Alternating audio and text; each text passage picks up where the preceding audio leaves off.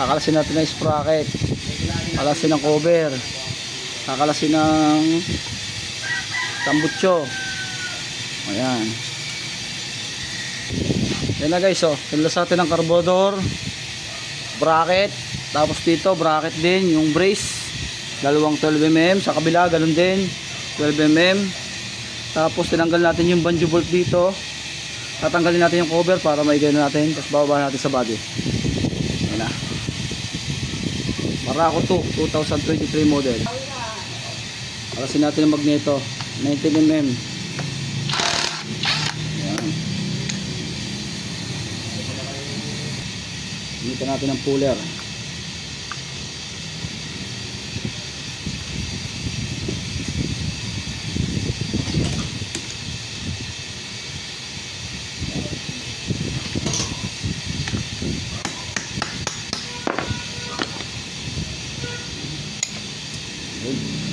Kunya.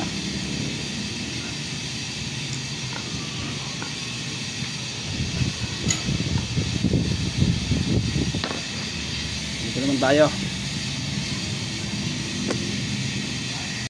Ayan. All range. Oo.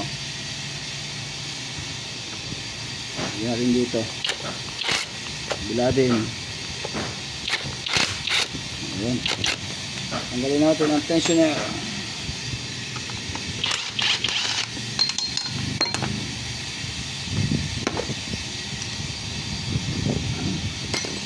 Bila.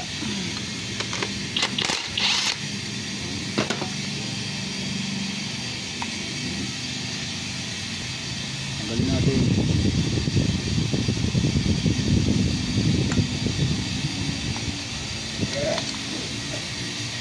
Next, din tayo sa ilalim.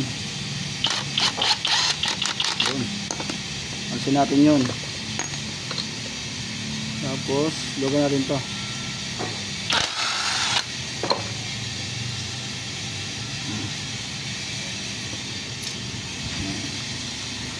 Tanggalin natin ang timing chain. Ayan ang timing chain, oh. Tanggalin natin. Guys, tinanggalin natin. Dito naman tayo. 4 na bolt, 12mm, tapos to 8mm. Doon. Tapos 12mm.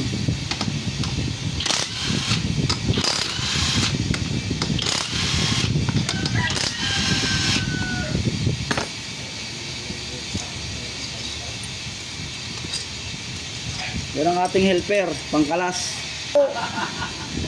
Hanap pang kalsada. Ano?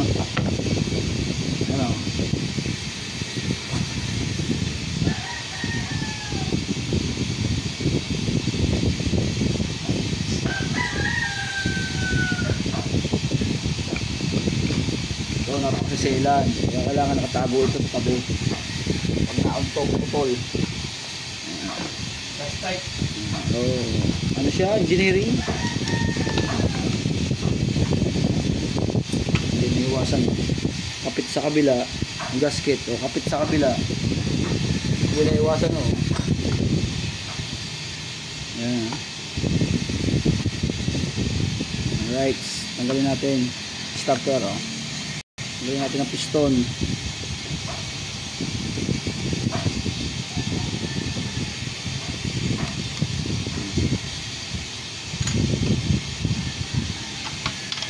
Doon tayo sa kabila. Yun. Alaso ng kicker.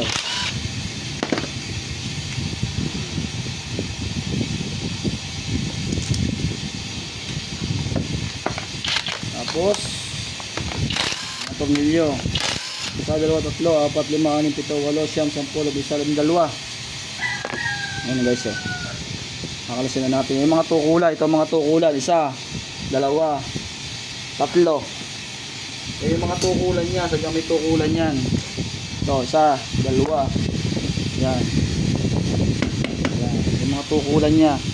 Ginawan talaga ng tukulan yan.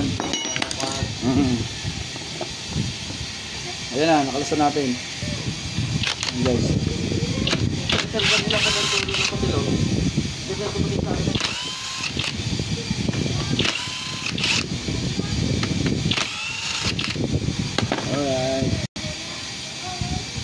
natin. Para hindi na natin to makalas, para hindi na mabago yung tayo.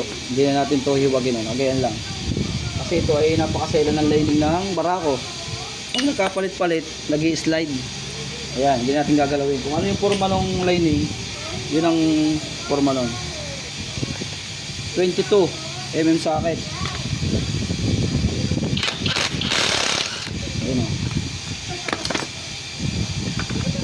Washer. Ayan o, washer. Washer. Tapos spline. Spline. Cross housing. Sakit to ng mga Kawasaki pero normal yan o. Ayan. Normal yan. Tanggalin natin tong stopper. Ayan. Ayan o.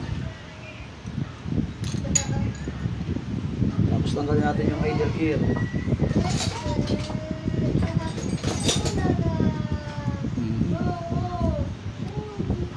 Ayan. Idle gear. Tapos alisin natin to. Kicker. Washer. Tanggalin natin yung dowel pin ng crankcase. May o-ring. Dalawa. Isa lang pala yung o-ring yan. Tanggalin natin ang oil pump para iwas sira to.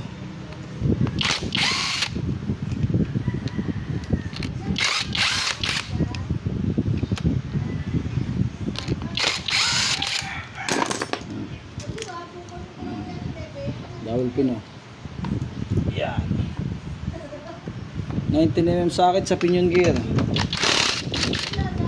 Yan. Washer. Pinion gear. Kunya. O, yan kunya. Alright na. Sa kabila na tayo. Papaghiwag na yan. Tanggalin natin yung mga tornilyo. Yan na. Isa. Dalawa. Tatlo. Apat. Lima. Anim. Ito. Walo. Siyam. 10. 11 lang ang tornilyo niya. 11. Yan na. Ngayon, gamit na ng rubber mallet dito. Ipapaghiwalay na yan. Yan o, angat na. O, diba? Hiwalay na yan. Tanggal ng bushing. Pero pagka, matanggal na yan. Basta bumuka na siya. Hindi naman natin naalisin yan eh. Buti nga dito siya natanggal, hindi sa kabila. O, ito guys ang transmission. Bali, ko-convert natin to ng 6-speed. Sa mga gustong makita, abangan nyo yung part 2 nito. Ko-convert natin ng 6-speed. Ayun yung transmission. O, yan sinasero. From Rosario, Batangas. O, yan o, dumayo sa atin. Yun. Alright.